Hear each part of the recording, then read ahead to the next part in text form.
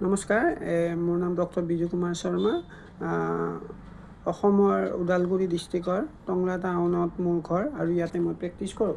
এতিয়া মই আগতে আপোনালোকৰ লগত এই ইউটিউবটোৰ জৰিয়তে আপোনালোকক বহুতো হোমিঅ'পেথিকৰ বিষয়ে শ্বেয়াৰ কৰিছোঁ। আজি নতুনকৈ কিছু কথা হোমিঅ'পেথিকৰ শ্বেয়াৰ কৰিম।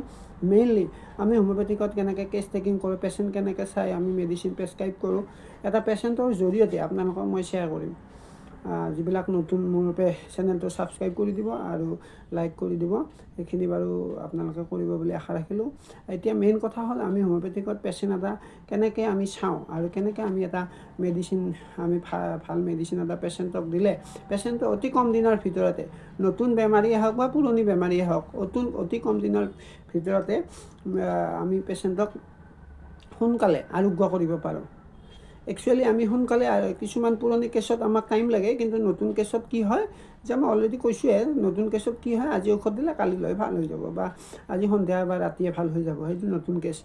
আজি ধৰক ডায়েৰিয়া, জ্বৰ, কাহ এইবিলাক ৰাতিলৈ আৰাম পাই যায় মোটামুটি। ঠিক তেনেদৰে পুৰণি কেছবিলাক অলপ টাইম লাগে, কাৰণ পুৰণি কেছত এটা পেচেণ্টে এটা বেমাৰ লৈ নাহে। এতিয়া মোটামুটি পেচেণ্ট এটাই ভালদৰে যে আমি আলোচনা কৰোঁ, পেচেণ্টৰ লগত ডিছকাছ কৰোঁ, এতিয়া মোটামুটি পেচেণ্টৰ প্ৰায় 10-8টা বেমাৰ থাকে।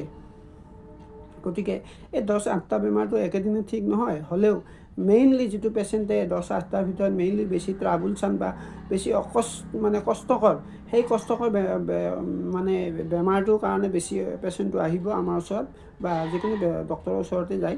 গতিকে এই কষ্টকৰ যিটো আমাৰ অসুবিধা, এইটোৰ কাৰণে পেচেণ্টে যদিও আহে, কিন্তু পেচেণ্টৰ লগত অলৰেডি 6টা-7টা বেমাৰ লগ হৈ থাকে। গতিকে আমি ডিটেইলছ কথা পাতিলে আমি গম পাওঁ। গতিকে এনেই ডিটেইলছটো ল'বই লাগিব এজ এ ডক্টৰ হিচাপে। এতিয়া ডিটেইলছটো লোৱাৰ পিছত আমি পেচেণ্টক যদিও পুৰণি বেমাৰবিলাক থাকে, সেইবিলাক বেমাৰো লাহে লাহে চববিলাক আঁতৰি যায়। মোৰ প্ৰেক্টিকেল লাইফত মোৰ নিজৰ অভিজ্ঞতাৰ পৰা কৈছোঁ। গতিকে এই বেমাৰবিলাক ভাল হৈ যায়, লাহে লাহে হ'লেও ভাল হ'ব। কিন্তু পুৰণি ক্ষেত্ৰত, নতুনৰ ক্ষেত্ৰত আজি ঔষধ দিলে ৰাতিলৈ নহ'লে কালি দিনৰ ভাগতে ভাল হৈ যাব। যা নহওক, বহুতৰ ধাৰণা হোমিঅ'পেথিক ঔষধ খালে বহুত দিন লাগে, এইটো ভুল ধাৰণা। কিন্তু মোৰ যিটো প্ৰেক্টিকেল নলেজ, মোৰ অভিজ্ঞতাৰ পৰা কৈছোঁ, এইটো ধাৰণা ভুল। আমি সোনকালে ভাল ঔষধ দিলে পেচেণ্টটো সোনকালে আৰাম হোৱাটো আমি ৰিজাল্ট দিব পাৰোঁ বা মই নিজে প্ৰেক্টিকেলি পাইছোঁ। এতিয়া আজি মই আপোনালোকক এটা নতুন কেছ এটা দি কিনে মই আপোনালোকক জনাব বা দেখুৱাব খুজিম। ইয়াৰ পিছত মই নেক্সট এটা লগতে মই পেচেণ্টকো দেখুৱাম। পেচেণ্টে মোৰ প্ৰথম ঔষধ লোৱাৰ পিছত নেক্সট যেতিয়া পেচেণ্টটো অহাৰ পিছত কেনেকৈ অহাৰ পিছত পেচেণ্টটো কেনেকৈ আৰাম পাইছে, পেচেণ্টটো নিজে ক'ব, আপোনালোকে দেখা পাব। মই কিন্তু জাষ্ট এতিয়া আৰম্ভ কৰিছোঁ যে পেচেণ্টটো আহিছিলে যে মোৰ তাত 12/4/24 তাৰিখে, এই ৰিচেণ্ট পেচেণ্ট আৰু পেচেণ্টৰ মেইন বেমাৰ হৈছে কি যে বুকৰ ঠিক মাজত পেইন হৈ থাকে, বিষ হৈ থাকে, অনবৰত বিষ, অসহ্যকৰ, যাৰ ফলত তেওঁৰ বমি চমি হৈ যায়।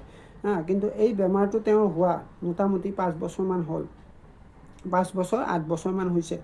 এতিয়া পেচেণ্টটোৰ মেইন প্ৰব্লেম হৈছে বুকৰ ঠিক এটা এই গেষ্ট্ৰিক পেইন হয়, পেইন ইপিগেষ্ট্ৰিক বুলি কোৱা যায়, অনবৰত বিষাই থাকে, মূৰৰ বিষ থাকে। তাৰ লগত কি হয়, মূৰৰ বিষ আহিব আৰু পেচেণ্টৰ অনবৰত গাটো জ্বৰ লাগি থাকে। আৰু যদি বিষটো বেছি হয়, পেচেণ্টৰ গাটো কঁপে।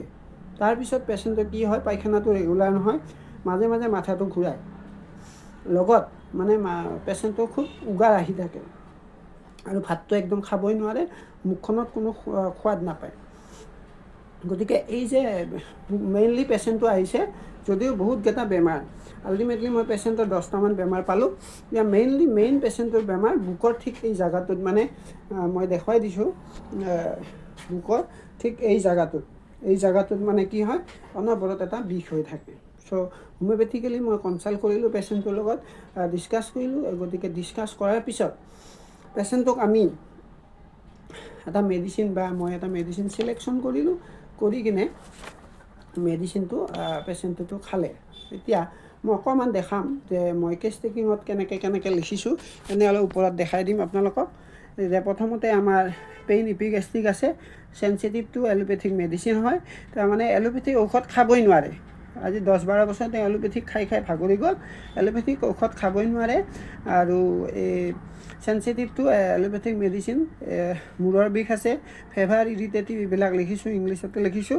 ইৰাকটেশ্যন, এপেটাইট ডিমিনিছ মানে ভোকটো কম, এইবিলাক বস্তু লিখিছোঁ। এইবিলাক হ'ল কেছ টেকিং বুলি কয়, মই আপোনালোকক দেখাইছোঁ।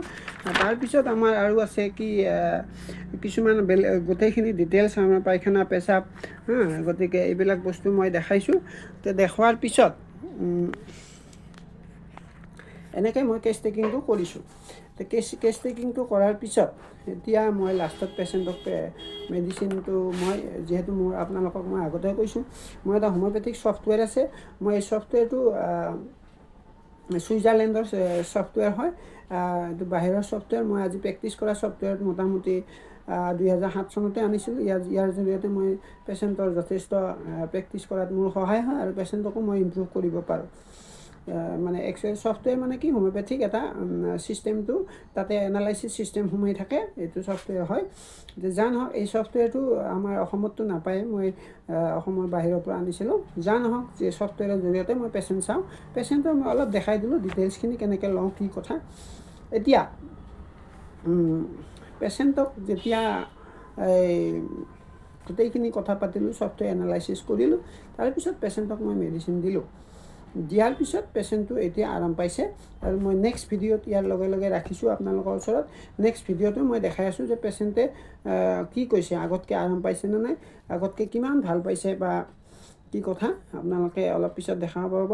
কিন্তু মই কেছটো আপোনাৰ কেনেকৈ কেছ টেকিং কৰিলোঁ বা কি প্ৰব্লেম আছে এইখিনি আগতীয়াকৈ আপোনালোকৰ ওচৰত দাঙি ধৰিলোঁ, যাৰ ফলত আপোনালোকে বুজি পাব যে পেচেণ্টটোৰ যিটো পেটৰ বিষ, তাৰপিছত মাথা ঘূৰোৱা, জ্বৰ পেচেণ্টে আপোনালোকক নিজে ক'ব। গতিকে পেচেণ্টটো কিমান ভাল পাইছে পেচেণ্টটো নিজে ক'ব। অকণমান আপোনালোকে ৱেইট কৰক, মই দেখাই আছোঁ আপোনালোকক। এখন এই জায়গার ব্যথাটা কোন সময় হয়? আগে থেকে তো কম আছে না?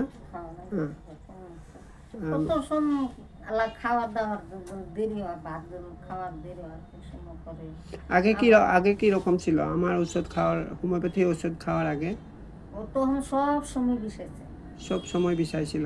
আচ্ছা, এখন এখনো দেব সময় থাকে, মালুম হয়, সময় মালুম হয় না। আগে থেকে কম আছে আর? হ্যাঁ, কম আছে, বহুত কম আছে, বহুত কম আছে। মাথার ব্যথাটা? মাথার ব্যথাটাই আছে, অল্প আছে। জ্বর ভাবটাও কমছে না? আচ্ছা, পায়খানা তো এখন ভালো হয়? হ্যাঁ, একবার হয়। আর কাঁপাটা কমছে? একদিনে হয়েছিল? একদিন হয়েছিল, কিন্তু আগে তো সব দিনেই ছিল। দুদিন, একদিন বাদে বাদে। ঠেকটাও কমছে? ঠেকটা কমছে। আগে যে খাওয়ার মানে খিদাটা ছিল না, এখন খিদাটা হয়? 3 দিন বাদে তো না ওষুধটা খাওয়া, 3 দিন বাদে তো না অল্প ভাত খাওয়া। ওষুধটা খাওয়ার 3 দিন পরের থেকে মানে ভাতটা খাওয়া পারছে আর। ওকে, মুখটা যে আগতে কি রকম লাগছিল, মানে কিছু টেস্ট লাগছিল না, এখন টেস্ট লাগে? ওকে,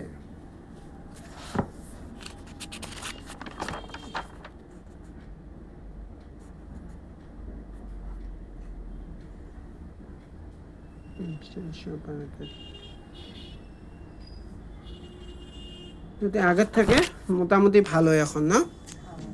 আগে মানে বহুত অস্বস্তি ছিল, অশান্তি ছিল, অশান্তিটাও ভালো, অলপ মনটা ফরকাল লাগছে আর এখন না, মনটা মানে ভালো লাগে এখন। আগে তো সব সময় মানে কি ব্যথা থাকে।